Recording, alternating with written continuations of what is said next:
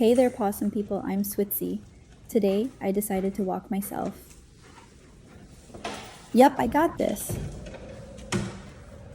Switze, back. Taking the lead and heading home like a pro.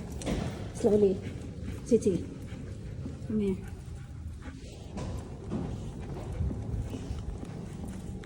Good boy. Just strutting through the lobby, walking myself like a boss. Look at me, no human needed. Just me and my trusty leash.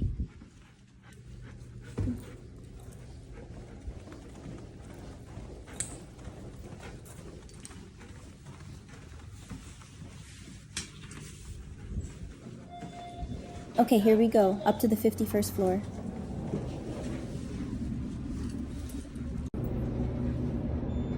I've met some interesting furry friends in here.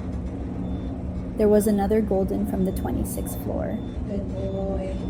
Oh, and the cat from 14th, though she doesn't seem too fond of my sniffing. Cats are such mysterious creatures. Any minute now. I hope there's some treats waiting for me back home. Ah, finally, my floor.